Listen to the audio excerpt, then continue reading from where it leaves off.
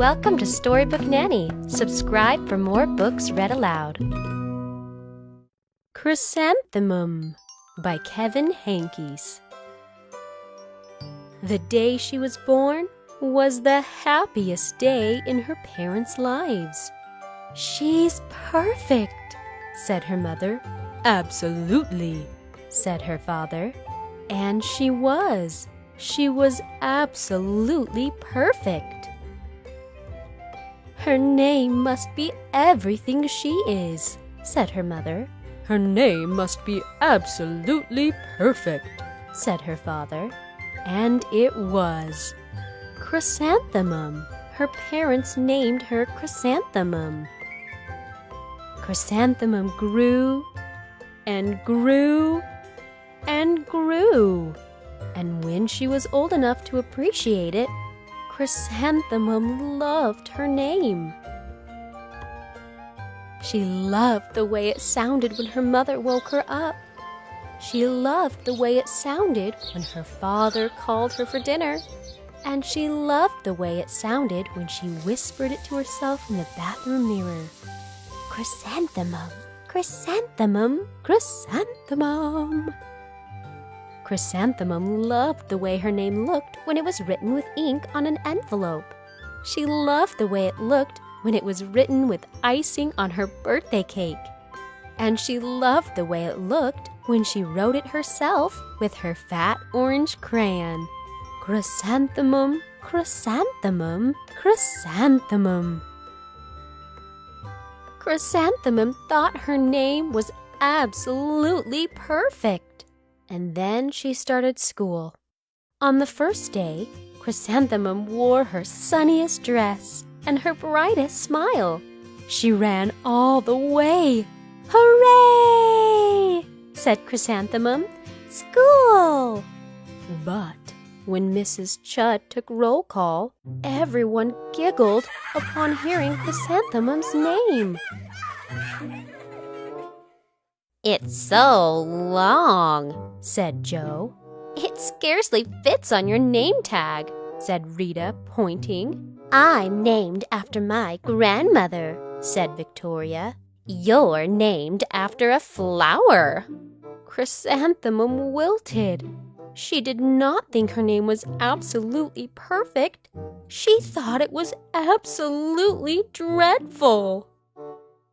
The rest of the day was not much better.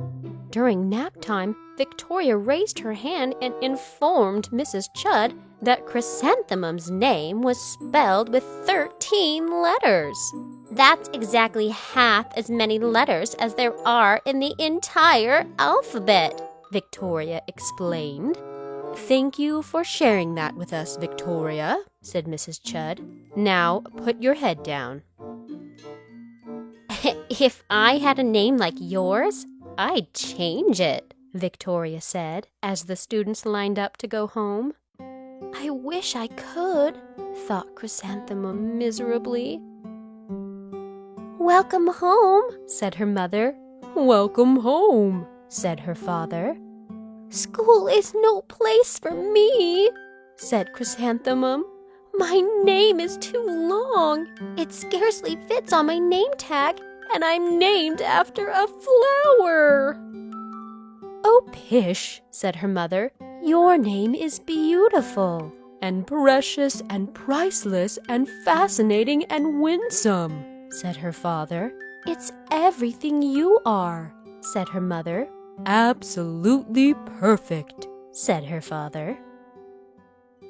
Chrysanthemum felt much better after her favorite dinner, macaroni and cheese with ketchup, and an evening filled with hugs and kisses and parcheesi. That night, Chrysanthemum dreamed that her name was Jane. It was an extremely pleasant dream. The next morning, Chrysanthemum wore her most comfortable jumper. She walked to school as slowly as she could. She dragged her feet in the dirt. "Chrysanthemum, chrysanthemum, chrysanthemum," she wrote. She even looks like a flower, said Victoria as Chrysanthemum entered the playground. Let's pick her, said Rita, pointing. Let's smell her, said Joe. Chrysanthemum wilted. She did not think her name was absolutely perfect. She thought it was absolutely dreadful. The rest of the day was not much better. During nap time, Victoria raised her hand and said, "A chrysanthemum is a flower. It lives in a garden with worms and other dirty things." "Thank you for sharing that with us, Victoria," said Mrs. Chud. "Now put your head down." "I just cannot believe your name," Victoria said as the students lined up to go home. "Neither can I," thought Chrysanthemum miserably. "Welcome home," said her mother. "Welcome home," said her father. "School is no place for me," said Chrysanthemum. "They said I even look like a flower. They pretended to pick me and smell me." "Oh, pish," said her mother. "They're just jealous." "And envious and begrudging and discontented and jaundiced," said her father. "Who wouldn't be jealous of a name like yours?" said her mother. "After all, it's absolutely perfect," said her father. Chrysanthemum felt a trifle better after her favorite dessert, chocolate cake with buttercream frosting, and another evening filled with hugs and kisses and parcheesi.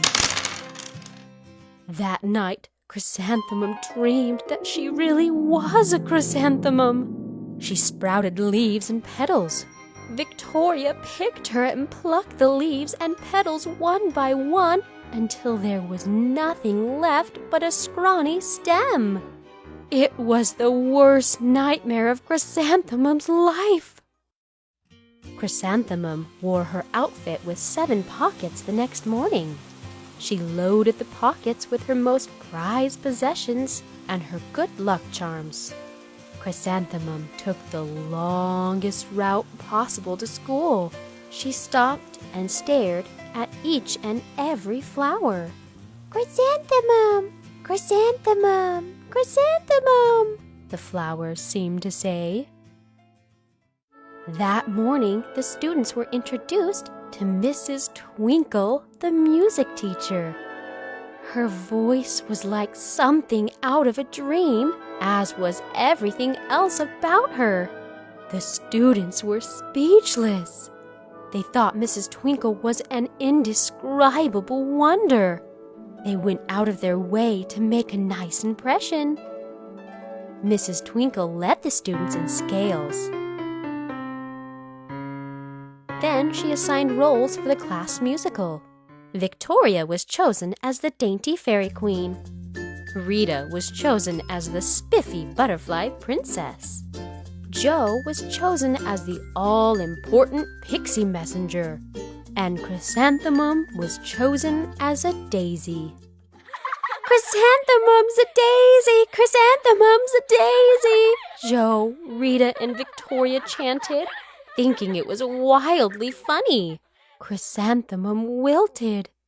She did not think her name was absolutely perfect. She thought it was absolutely dreadful.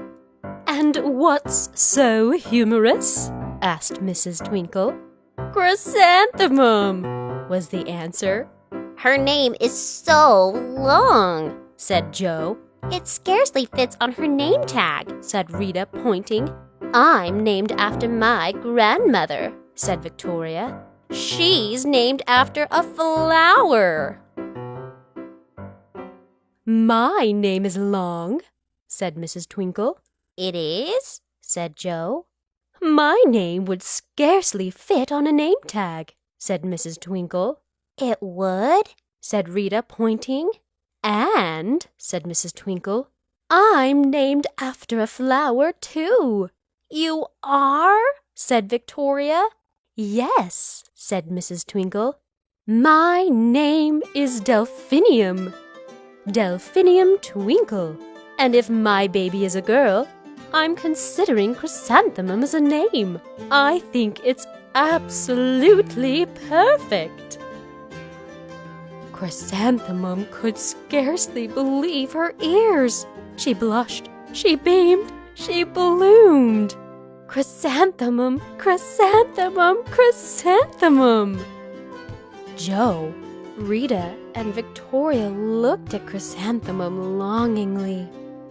"Call me Marigold," said Joe. "I'm Carnation," said Rita, pointing. "My name is Lily of the Valley," said Victoria. Chrysanthemum did not think her name was absolutely perfect. She knew it. Overall, the class musicale was a huge success. Chrysanthemum was absolutely perfect as a daisy. Victoria made the only mistake. She completely forgot her lines as the dainty fairy queen. Chrysanthemum thought it was wildly funny, and she giggled throughout the entire dance of the flowers. Eventually, Mrs. Twinkle gave birth to a healthy baby girl. And of course, she named her Chrysanthemum.